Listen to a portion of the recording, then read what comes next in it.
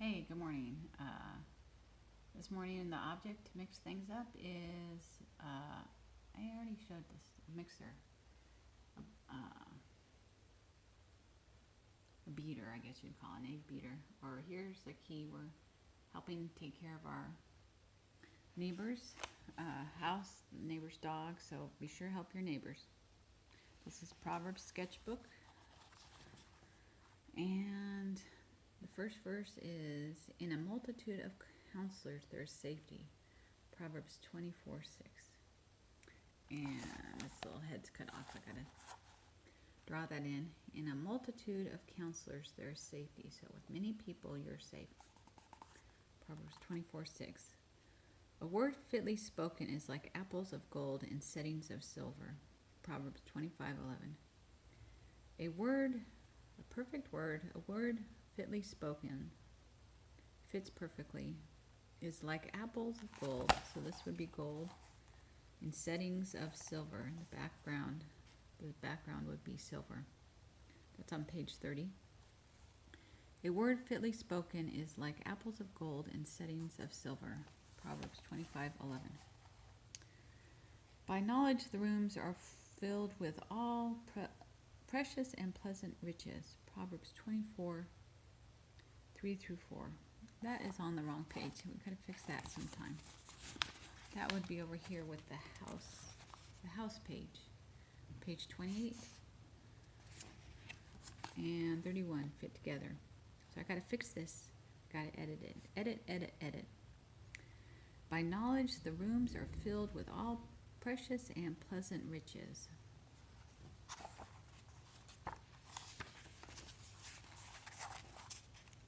Have you found honey? Eat only as much as you need, lest you be filled with it and vomit. Proverbs 25:16. Have you found honey? The bees make honey. There's a honey pot and a honey stick. Eat only as much as you need, lest you be filled with it and vomit. That's a picture, isn't it? So don't throw up. Don't eat too much. Just eat as much as you need. Don't want to vomit. Whoever has no rule over his own spirit is like a town. It's like a city broken down without walls. Proverbs 25:28. Have I read this before? Seldom set your foot in your neighbor's house, lest he become weary of you and hate you. Proverbs 25:17. This reminds me of Dr. Seuss' Cat in the Hat. Don't go to your neighbor's house too much. Seldom set foot in your neighbor's house, lest he become weary of you and hate you. Proverbs 25:17, and that's page 33. If your enemy is hungry, give him bread to eat, and if he is thirsty, give him water to drink. For so you will heap coals of fire on his head. Proverbs 25:21-22. So if your enemy is hungry, give him bread to eat. There's a bread and a bread knife. I like that bread knife. And if he is thirsty, give him water to drink. For so you will heap coals of fire on his head. So I think that means make him be ashamed or make him feel bad. That's on page 34. If your enemy is hungry, give him bread to eat, and if he is thirsty, give him water to drink. For so you will heap coals of fire on his head. Where there is no wood, the fire goes out, and when there is no talebearer, strife ceases. So if there's no wood, the fire goes out, and if there's no talebearer or storyteller, talkative person, strife ceases. Enmity or anger ceases or stops. Where there is no wood, the fire goes out, and where there is no talebearer, strife ceases. The words of a talebearer or storyteller or talkative person, the words of a talebearer are like tasty trifles, pieces of food, and they go down into the inmost body. They go down into you. The words of a talebearer are like tasty trifles, and they go down into the inmost body, into your stomach, and they taste so good when somebody talks or gossips. Proverbs 26:22, and I do this. That's page 35. Sorry, page 35. Let's turn the page. I need 3 hands. He who digs a pit will fall into it. Proverbs 26:27. So if you dig a pit, you're going to fall into it yourself.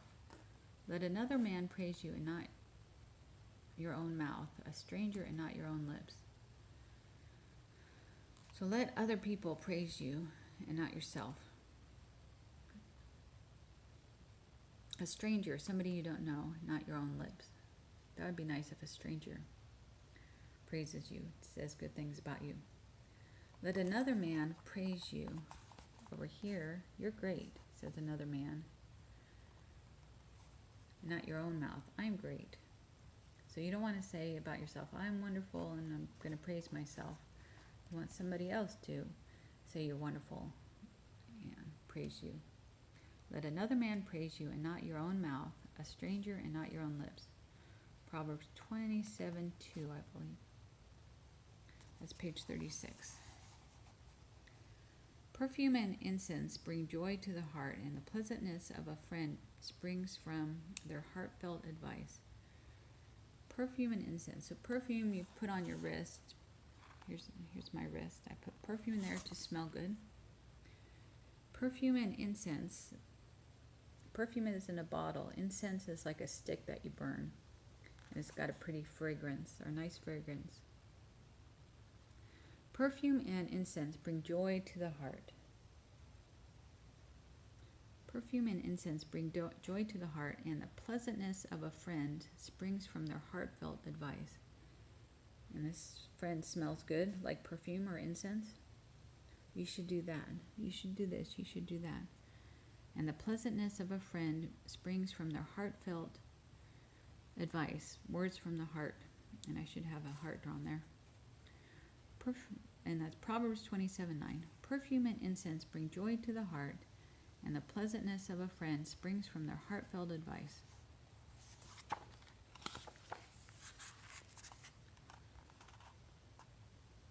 A satisfied soul loathes the honeycomb, but to a hungry soul every bitter thing is sweet. So a satisfied soul, it has enough food. A satisfied soul loathes the honeycomb, does not want it, hates it. A satisfied soul loathes the honeycomb, but to a hungry soul, every bitter thing is sweet. Yes, please, he'll eat anything, even something bitter that tastes bad, like coffee. Please give it to me. Proverbs 27:7. A satisfied soul loathes the honeycomb, but to a hungry soul, every bitter thing is sweet.